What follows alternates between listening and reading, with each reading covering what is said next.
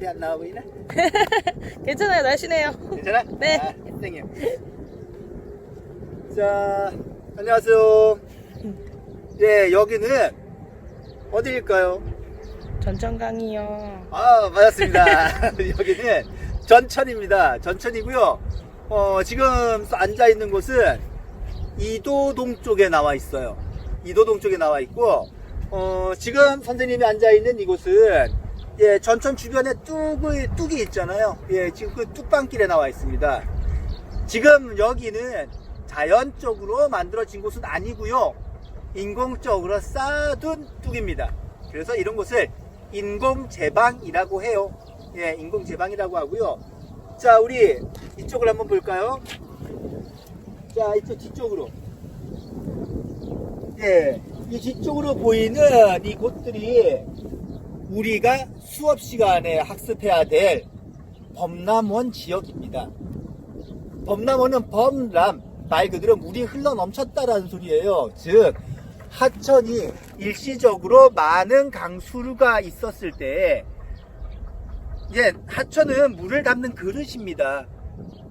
예, 이 그릇에 물이 너무 많이 들어간 거죠. 그릇에 물이 너무 많이 들어갔어요. 물이 어떻게 돼요? 넘쳐요. 흘러 넘치죠. 마찬가지로 물을 담는 그릇인 하천이 있는데, 이 하천이 물을 담을 수 있는 용량이 있는 거죠. 그것보다 더 많은 강수가 있었을 때는 흘러 넘칩니다. 이렇게 흘러 넘칠 때 물만 흘러 넘칠까요? 아니죠. 물만 넘치는 게 아니라 물이 가지고 오던 다양한 물질들도 같이 흘러 넘치게 돼요.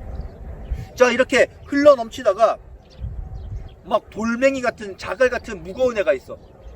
모래가 있고 굉장히 가볍고 작은 진흙. 어떤 게 먼저 가라앉을까요?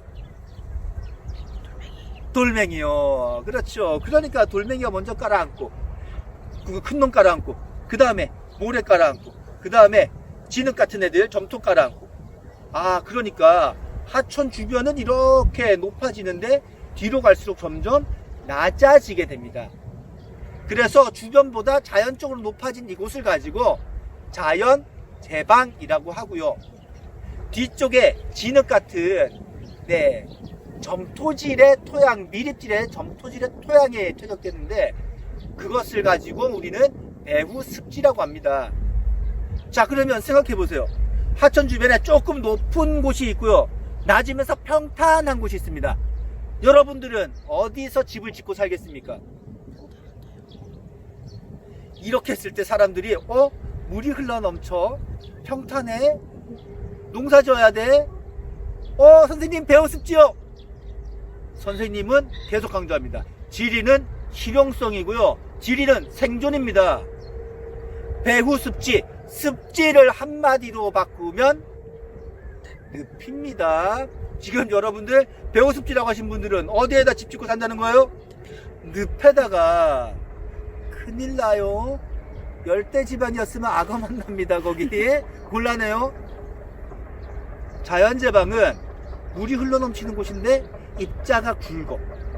그리고 지대가 높아요.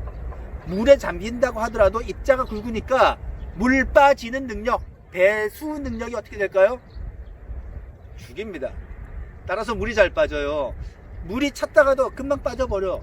배후습지, 늪이에요. 재수 없으면 1년 내내 물이 고여 있을 수도 있습니다. 다시 어디에 살아야 될까요? 자연제방.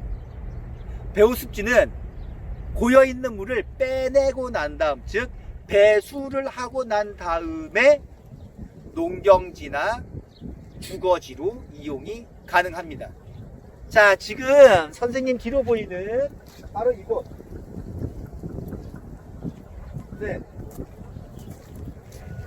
선생님 뒤로 보이는 바로 이 이도리 쪽, 이도동 쪽에 이곳이 바로, 저리가. 벌이 덤벼서? 네. 이곳이 바로 범람원 지역이에요. 근데 지금 보면은, 어디가 지대가 높고 어디가 지대가 낮아요?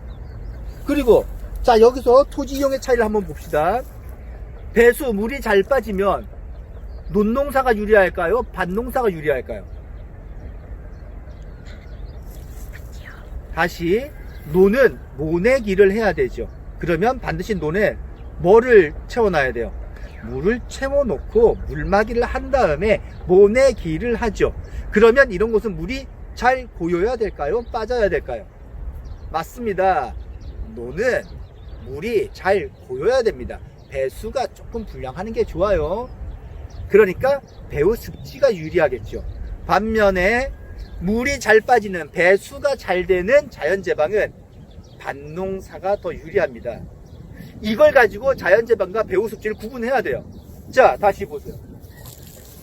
구분할 수가 없습니다. 왜? 인간의 기술력이 좋아지다 보니까 배후 습지도 다 개발했어요. 지금 웬만한 곳은. 예, 그래서 지리학계에서도 자연재방과 배후 습지를 굳이 구분해 가지고 범람원에서 가르쳐야 되느냐, 여기에 대한 논란 분명히 있습니다. 왜? 지금 현재 지형도로 찾아볼 수 있는 공간이 별로 없어요.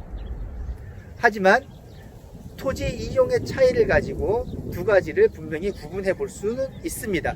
문제는 그렇게 나올 겁니다. 그 다음, 이렇게 넓고 평탄한 곳을 구불구불 흘러가는 하천이 나와요. 사행한다 그래요. 뱀처럼 사행한다. 우리가 앞 시간에 배웠습니다. 공유하는 하천. 무슨 하천 배웠죠? 감익공유 하천. 이 하천은 어떻게 나타났죠? 융기하면서 파고 내려갔죠. 하방 침식. 그렇죠? 하지만 여기는 넓고 평탄하기 때문에 강물을 메워둘, 제한시킬 어떤 저항이 별로 없습니다.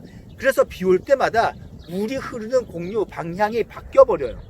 자유롭게 물의 방향이 바뀌기 때문에 앞에 무슨 글자가 들어가요? 자유공유하천이라고 얘기를 해요. 자, 여기까지 선생님이 설명을 했고요. 자, 지금부터는 하늘에서 내려다본 우리 부평 지역의 모습을 함께 감상하시도록 하겠습니다. 고고!